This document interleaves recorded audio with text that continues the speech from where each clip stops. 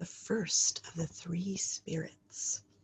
When Scrooge awoke, it was so dark that looking out of bed he could scarcely distinguish the transparent window from the opaque walls of his chamber. He was endeavoring to pierce the darkness with his ferret eyes when the chimes of a neighboring church struck the 4 quarters, so he listened for the hour. To his great astonishment, the heavy bell went on from 6 to 7, and from 7 to 8, and regularly up to 12, and then stopped. 12! It was past 2 when he went to bed. The clock was wrong. An icicle must have got into the works. 12! He touched the spring of his repeater to correct this most preposterous clock. Its rapid little pulse beat 12 and stopped. "Why, it isn't possible," said Scrooge, "that I can have slept through the whole day and far into another night. It isn't possible that anything has happened to the sun, and this is 12 at noon." The idea being an alarming one, he scrambled out of bed and groped his way to the window. He was obliged to rub the frost off with his sleeve of his dressing-gown before he could see anything, and could see very little then. All he could make out was that it was still very foggy and extremely cold, and that there was no noise of people running to and fro and making a great stir, as there unquestionably would have been if night had beaten off bright day and taken possession of the world. This was a great relief, because 3 days after sight of this first exchange of pay to Mr. Ebenezer Scrooge or his order, and so forth, would have become a mere United States security if there were no days to count by.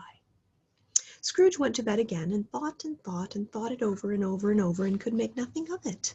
The more he thought, the more perplexed he was, and the more he endeavored not to think, the more he thought.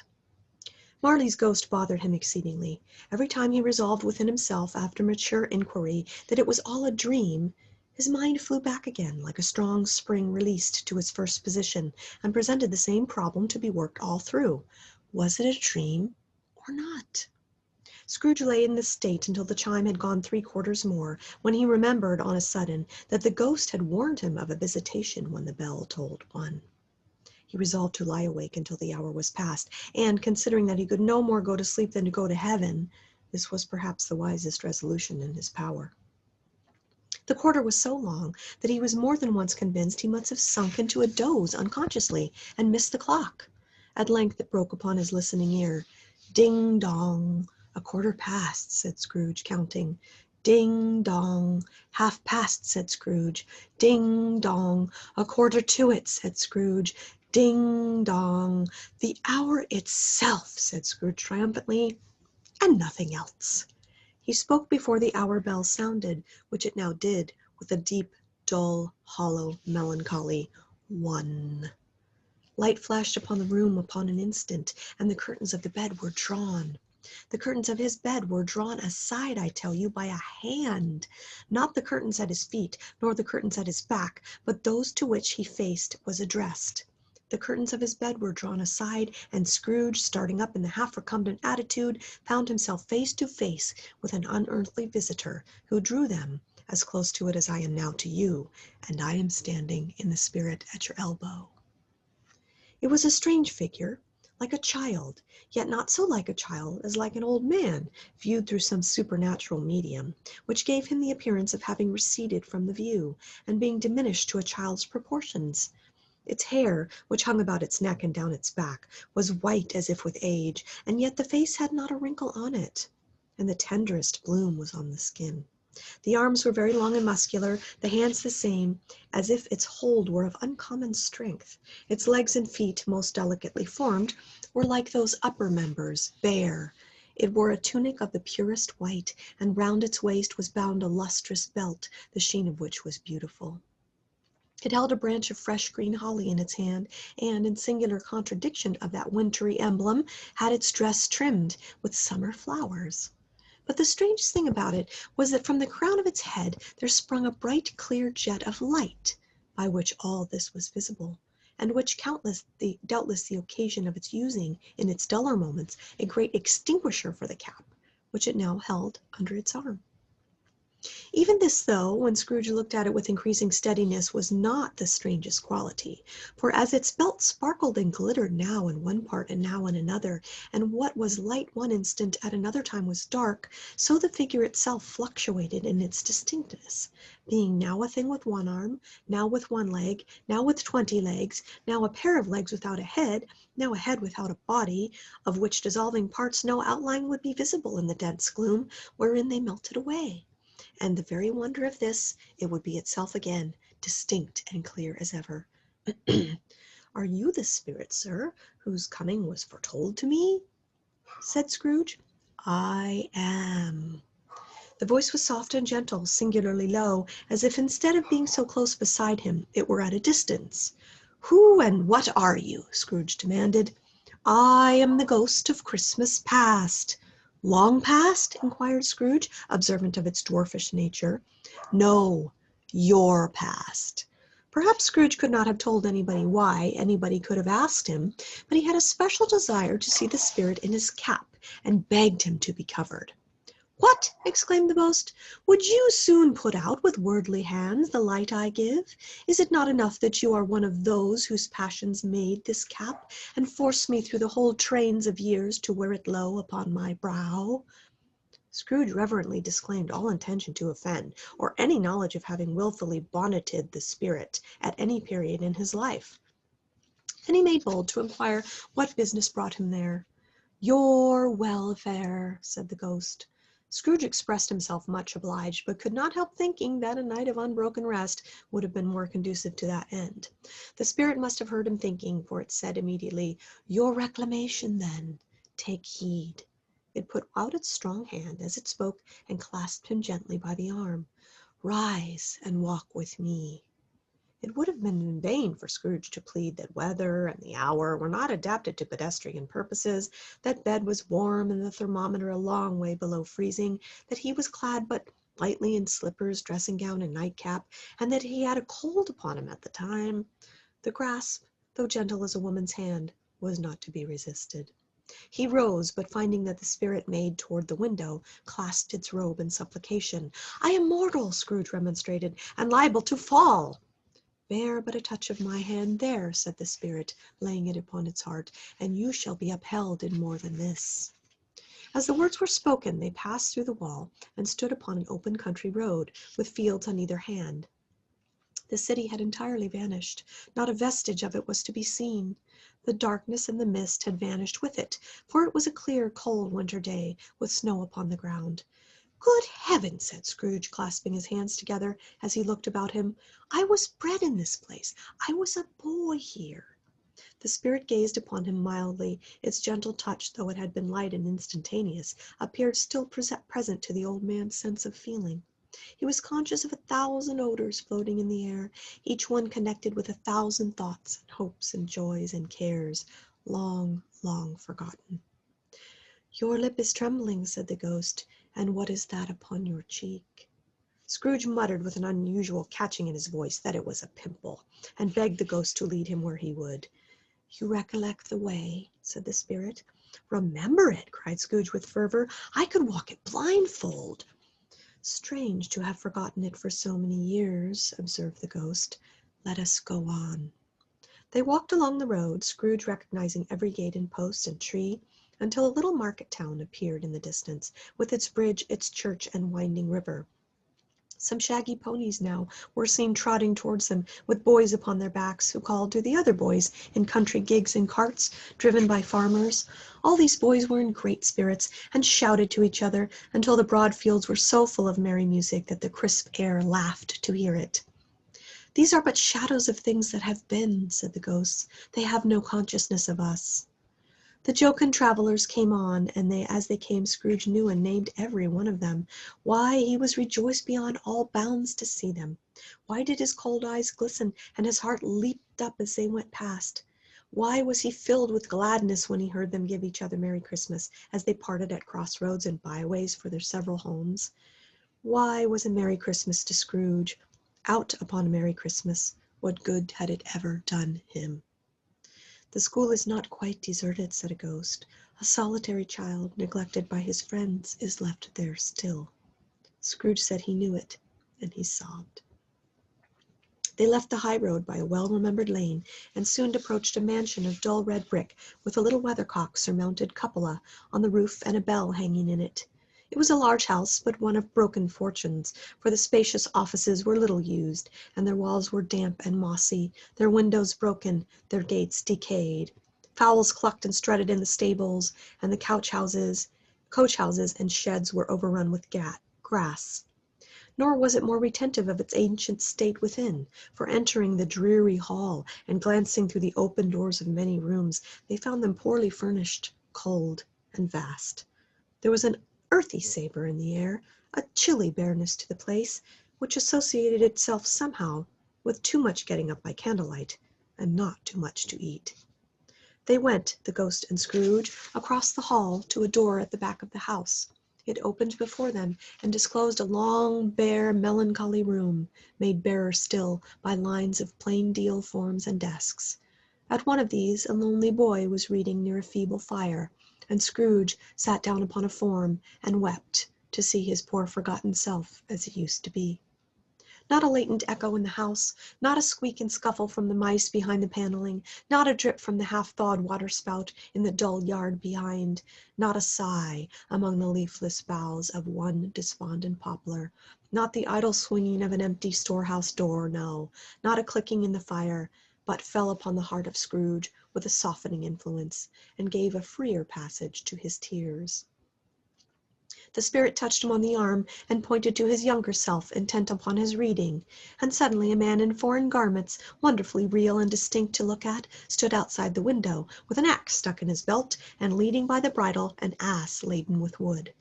"Why, it's Ali Baba!" Scrooge exclaimed in ecstasy. "It's dear old honest Ali Baba. Yes, yes, I know. One Christmas time, when yonder solitary child was left here all alone, he did come, for the first time, just like that, poor boy. And Valentine," said Scrooge, "and his wild brother Orson, there they go. And what's his name who put down his drawers, asleep at the gate of Damascus, don't you see him? And the Sultan's groom, turned upside down by the genie, there he is upon his head. Serve him right, I'm glad of it. What business had he to be married to the princess?"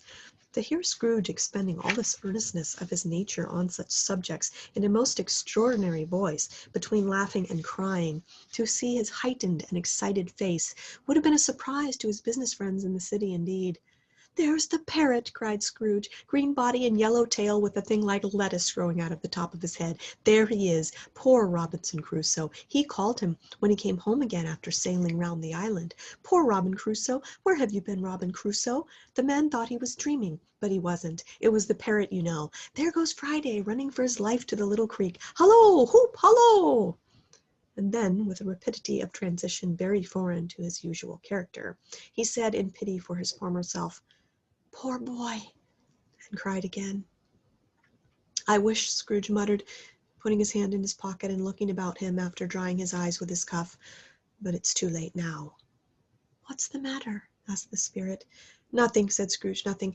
There was a boy singing a Christmas carol at my door last night. I should like to have given him something, that's all." The ghost smiled thoughtfully and waved his hand, saying as it did so, "Let us see another Christmas." Scrooge's former self grew larger at the words, and the room became a little darker and more dirty. The panels shrunk, the windows cracked, fragments of plaster fell out of the ceiling, and the naked laths were shown instead. But how all of this was brought about, Scrooge knew no more than you do. He only knew that it was quite correct, that everything had happened so, and there he was, alone again, when the other boys had gone home for their jolly holidays. He was not reading now, but walking up and down despairingly. Scrooge looked at the ghost, and with a mournful shaking of his head, glanced anxiously towards the door. It opened, and a little girl much younger than the boy came darting in, and putting her arms about his neck and often kissing him, addressed him as her "dear, dear brother." "I've come to bring you home, dear brother," said the child, clapping her tiny hands and bending down to laugh. "To bring you home, home, home." "Home, little Fan?" returned the boy. "Yes," said the child, brimful of glee. "Home for good and all, home for ever and ever. Father is so much kinder than he used to be, that home's like heaven. He spoke so gently to me one dear night when I was going to bed, that I was not afraid to ask him once more if you might come home, and he said yes, you should, and sent me in a coach to bring you. "And you're to be a man," said the child, opening her eyes, "and you're never to come back here. But first we're to be together all Christmas time long and have the merriest time in the world." "You are quite a woman, little Fan," exclaimed the boy. She clapped her hands and laughed and tried to touch his head, but being too little, laughed again, and stood on tiptoe to embrace him. Then she began to drag him in her childish eagerness towards the door, and he, nothing loath to go, accompanied her. A terrible voice in the hall cried, "Bring down Master Scrooge's box there!" And in the hall appeared the schoolmaster himself, who glared on Master Scrooge with a ferocious condescension, and threw him into a dreadful state of mind by shaking hands with him, then conveyed him and his sister to the veriest old well of a shivering best parlor there ever was seen, where the maps upon the wall and the celestial and terrestrial globes in the windows were waxy with cold. Here he produced a decanter of curiously light wine and a block of curiously heavy cake, and administered installments of those dainties to the young people, at the same time sending out a meagre servant to offer a glass of something to the postboy, who answered that he thanked the gentleman, but if it was the same tap as he had tasted before, he had rather not. Master Scrooge's trunk being by this time tied to the top of the chaise, the children bade the schoolmaster good-bye, right willingly, and getting into it, drove gaily down the garden sweep, the quick wheels dashing the hoar-frost and snow from off the dark leaves of the evergreens like spray.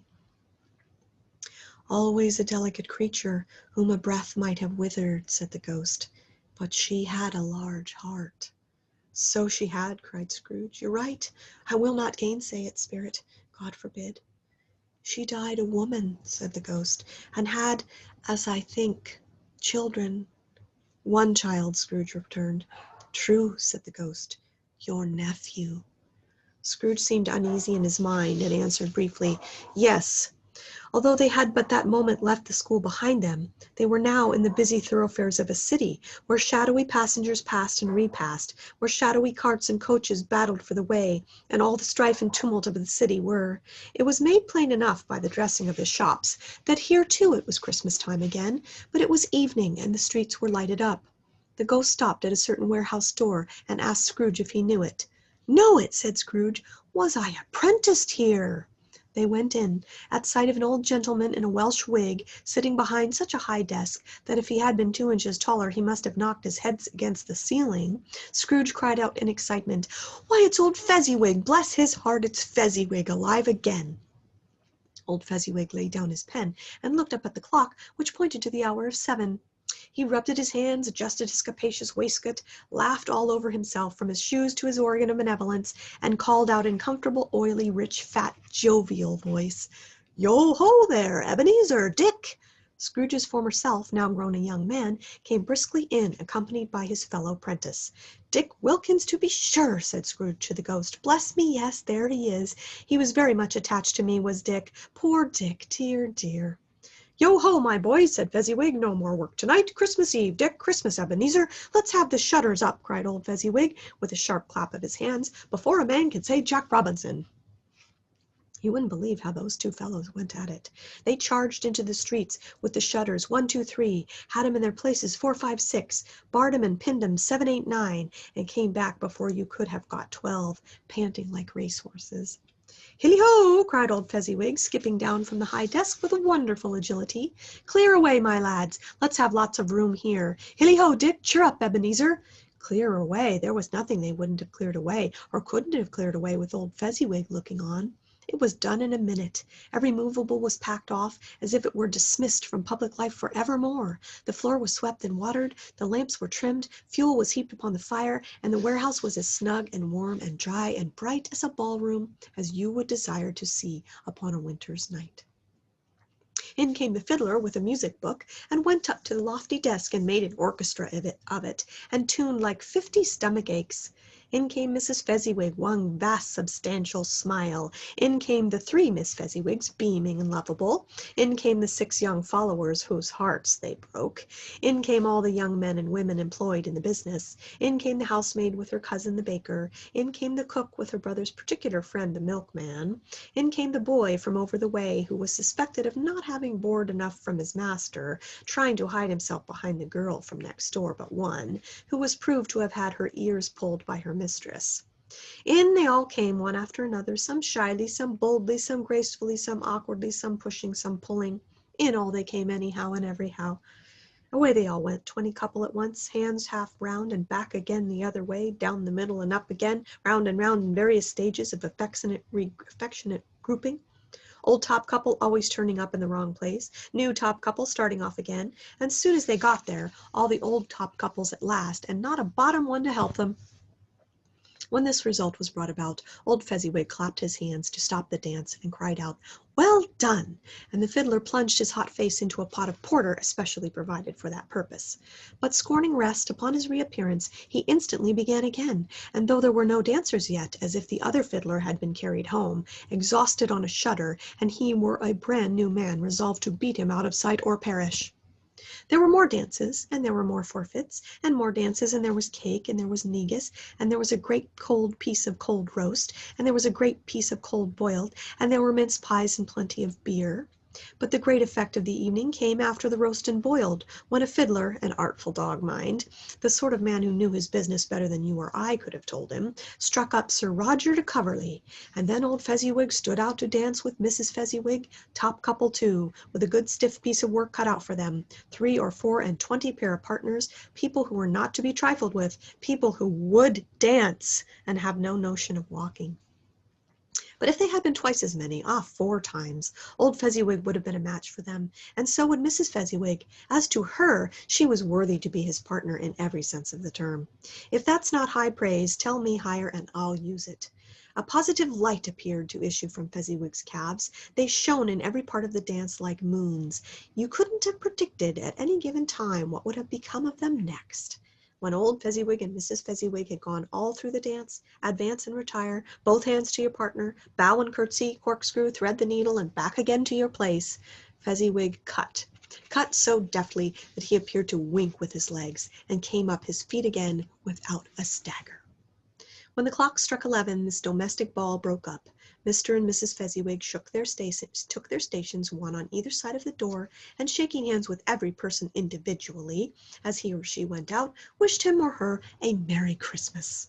When everybody had retired but the 2 prentices, they did the same, and thus their cheerful voices died away, and the lads were left to their beds, which were under a counter in the back shop.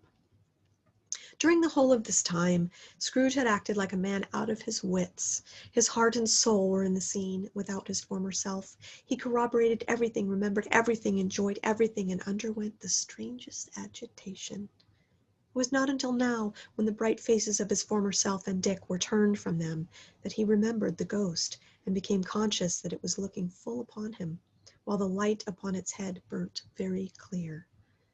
"A small matter," said the ghost, "to make these silly folks so full of gratitude." "Small?" echoed Scrooge.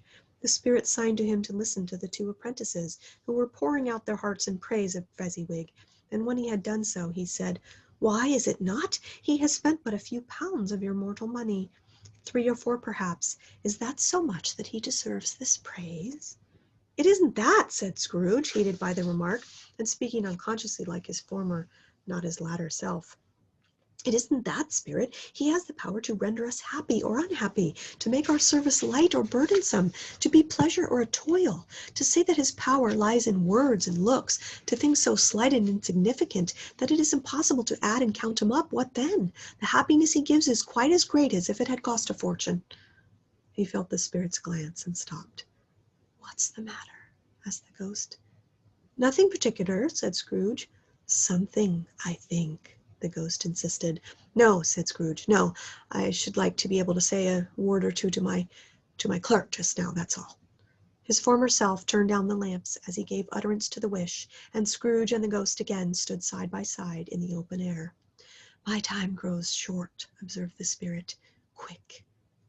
This was not addressed to Scrooge, or to anyone whom he could see, but it produced an immediate effect, for again Scrooge saw himself. He was older now, a man in the prime of life. His face had not the harsh and rigid line of later years, but it had begun to wear the signs of care and avarice.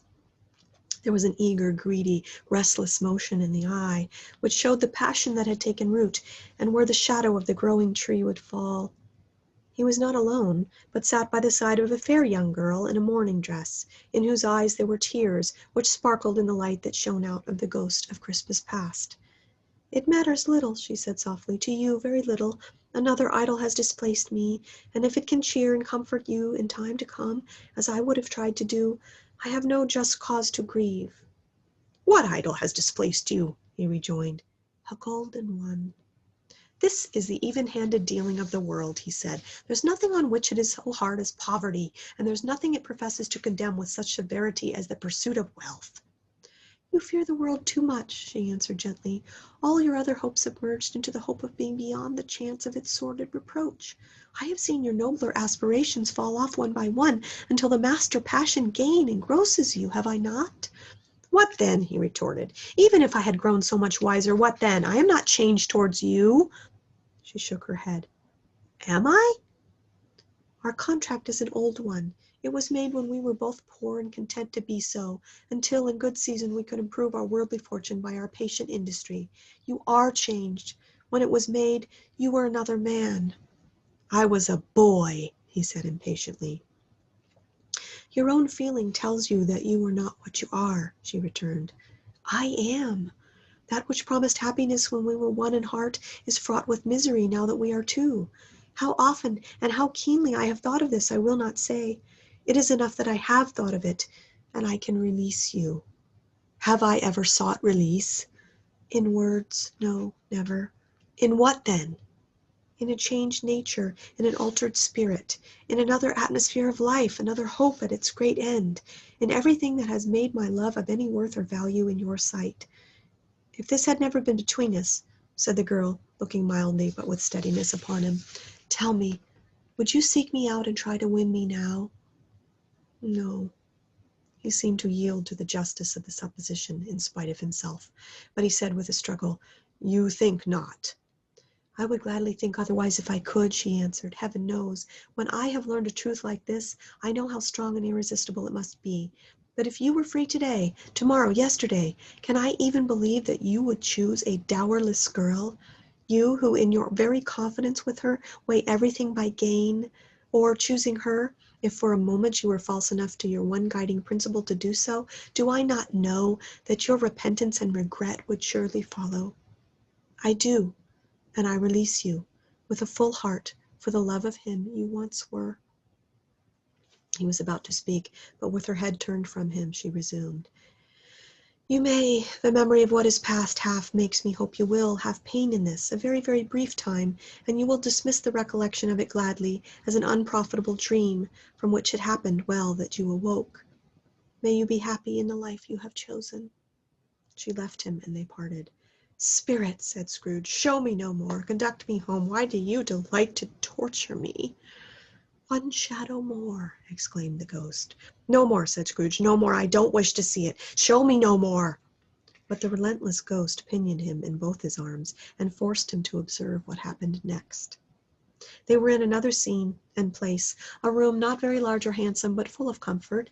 Near to the winter fire sat a beautiful young girl, so like the last that Scrooge believed it was the same, until he saw her, now a comely matron, sitting opposite her daughter.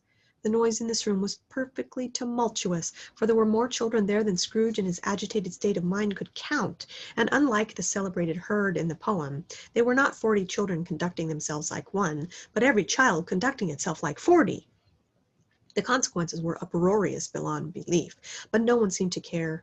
On the contrary, the mother and daughter laughed heartily, and enjoyed it very much, and the latter, soon beginning to mingle in the sports, got pillaged by the young brigands most ruthlessly. What would I not have given to be one of them? Though I never could have been so rude. No, no, I wouldn't for the wealth of it. All the world have crushed that braided hair and torn it down, and for the precious little shoe, I wouldn't have plucked it off, God bless my soul, to save my life. As to measuring her waist in sport, as they did, bold young brood, I couldn't have done it. I should have expected my arm to have grown round it for a punishment, and never come straight again. And yet I should have dearly liked, I own, to have touched her lips, to have questioned her that she might have opened them, to have looked upon the lashes of her downcast eyes, and never raised a blush, to have let loose waves of hair, an inch of which would be a keepsake beyond a price. In short, I should have liked, I do confess, to have the lightest license of a child, and yet to have been man enough to know its value. But now a knocking at the door was heard, and such a rush immediately ensued that she, with laughing face and plundered dress, was borne towards it of a centre, flushed and boisterous group, just in time to greet the father, who came home attended by a man laden with Christmas toys and presents. Then the shouting and the struggling and the onslaught that was made on defenseless Porter, the scaling him with chairs for ladders, to dive into his pockets, despoil him of brown paper parcels, hold on tight by his cravat, hug him round his neck, pummel his back, and kick his legs in irrepressible affection. The shouts of wonder and delight with which the development of every package was received, the terrible announcement that the baby had been taken in the act of putting a doll's frying pan into his mouth, and the way more than suspected of having swallowed a fictitious turkey glued to a wooden platter. The immense relief of finding this a false alarm. The joy and gratitude and ecstasy. They are all indescribable alike. It is enough that by degrees the children and their emotions got out of the parlor, and by one stair at a time up to the top of the house, where they all went to bed, and so subsided. And now Scrooge looked more attentively than ever when the master of the house, having his daughter leaning fondly on him, sat down with her and her mother at his own fireside, and when he thought that such another creature, quite as graceful and as full of promise, might have called him father, and been a springtime in a haggard winter of his life, his sight grew very dim indeed. "Belle," said the husband, turning to his wife with a smile, "I saw an old friend of yours this afternoon." "Who was it?" "Guess." "How can I? Tut, tut, I don't know," she added in the same breath, laughing as he laughed. "Mr. Scrooge." Mr. Scrooge it was. I passed by his office window. As it was not shut up and he had a candle inside, I could scarcely help seeing him. His partner lies upon the point of death, I hear, and there he sat alone, quite alone in the world, I do believe. "Spirit," said Scrooge in a broken voice, "remove me from this place." "I told you these were the shadows of the things that have been," said the ghost. "They are what they are. Do not blame me." "Remove me," Scrooge exclaimed. "I cannot bear it."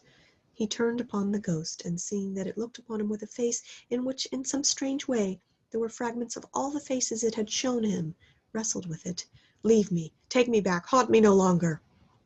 In the struggle, if that can be called a struggle, in which the ghost, with no visible resistance on its part, was undisturbed by any effort of his adversary Scrooge, observed that its light was burning high and bright, and dimly connecting, that with its influence over him, he seized the extinguisher cap, and by a sudden action pressed it down upon the head.